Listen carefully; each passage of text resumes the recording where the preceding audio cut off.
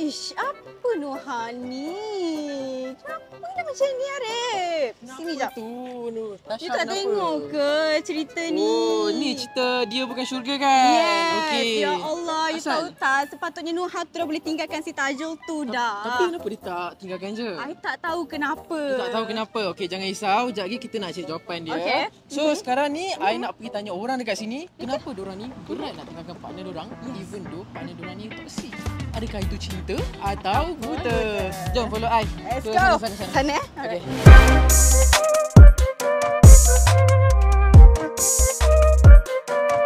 Ada lagi. Aku perhati kau dari tadi. Kau nak ambil pot langsung kan? Apa ni? Malu lari ke orang. Malu? Rambut kau terjojok macam ni. Kau tak tahu malu? Aku perhati dari tadi. Kau tak pernah tunjuk siapa? Malu kau nak tunjuk tak payah pakai. Terus! Ali dia neraka! Malu! Kau tunjuk macam mana?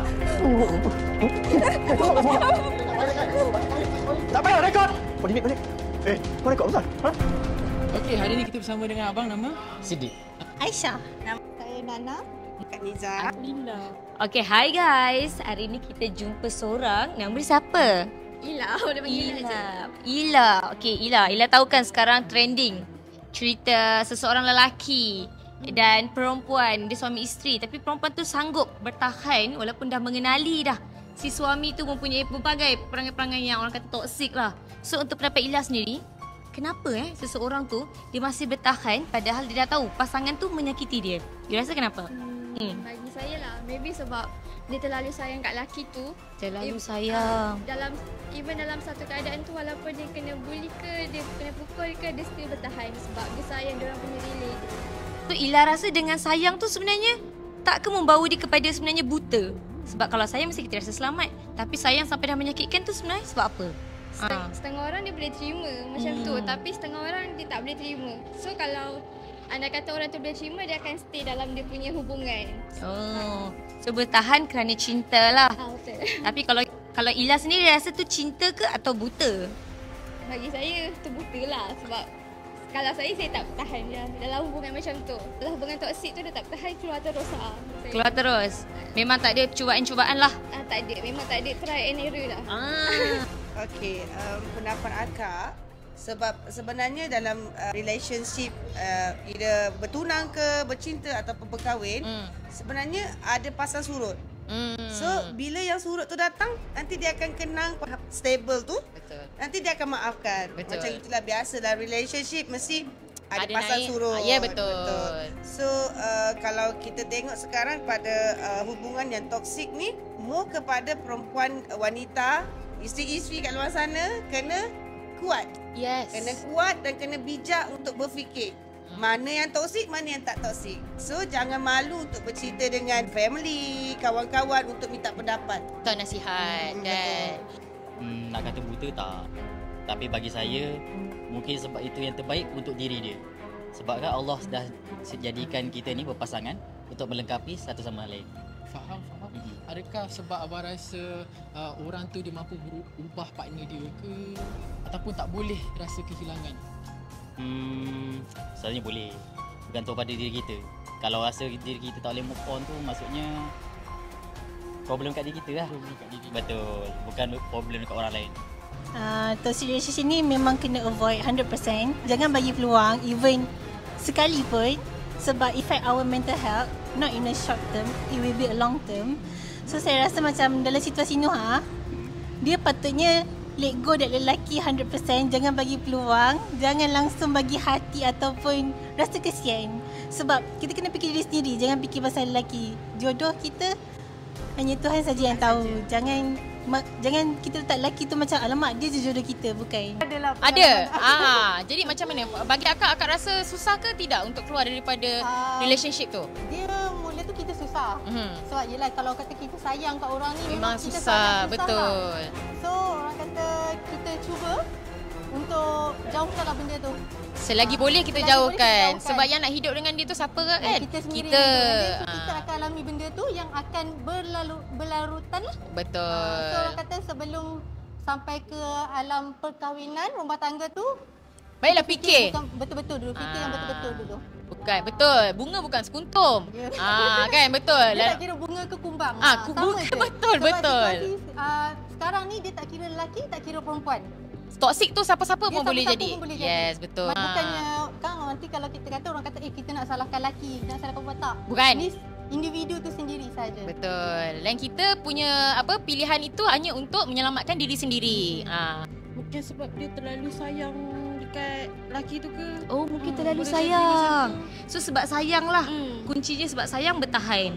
Akak rasa patut ke dia sebab sayang bertahan dalam relationship macam tu? Tak patut. Tak patut. Kalau macam dibutakan oleh cinta. Dibutakan oleh cinta. Rasa boleh jadi juga. Boleh jadi juga. So untuk akak sendiri kan, kalau akak yang terlibat, akak akan stay ke? Tak. Akak takkan stay.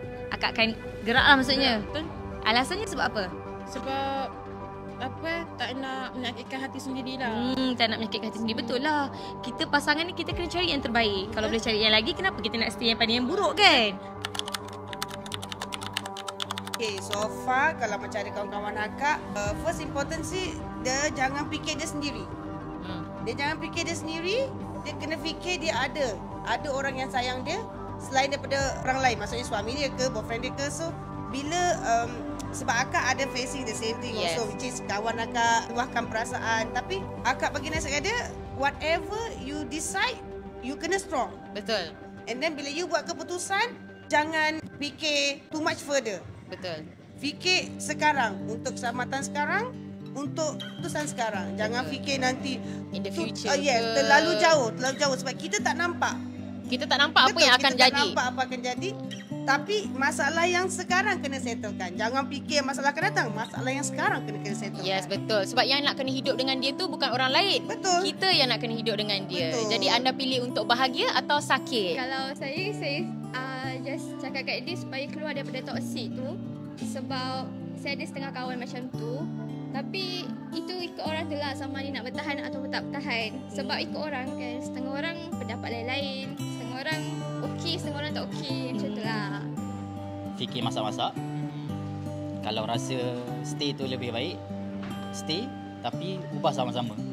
Tapi kalau ada rasa pisah tu jalan yang lebih baik untuk kedua-dua rasa bahagia, teruskan. Okay, pesanan saya adalah first memang susah sangat nak cerita dekat orang secara open. Tapi kita sebagai manusia, kita tahu limit kita sampai mana. Kita pun kena jaga kesihatan diri kita juga.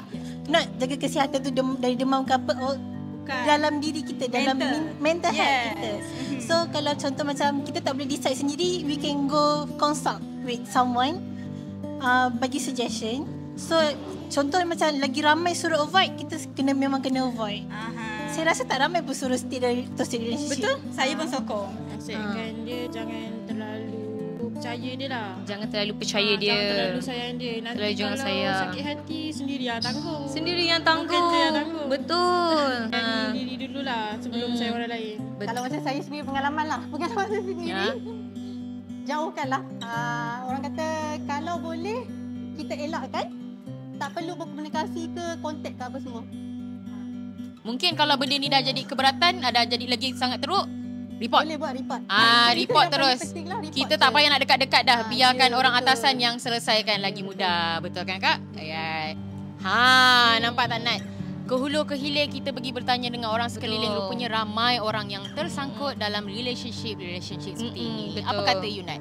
Untuk I rasa diorang bukan tersangkut, diorang hanya takut. Atau orang kata tak beranilah. Untuk I sendiri, I kesian. Tapi itulah, fikir-fikirlah. Untuk you macam mana pula you rasa? Untuk I pula nasihat untuk orang-orang kat luar sana, kalau kamu masih lagi tak tahu nak buat apa, fikirlah kebaikan untuk diri sendiri. Kalau benda ni tak nampak sekarang, benda ni mungkin akan nampak in the future. Dia akan affect you punya mental health. Betul. So, you guys dah tengok dah video ni. Apa lagi? Share, subscribe and jangan lupa share juga pendapat korang. Jumpa di next video. Bye-bye.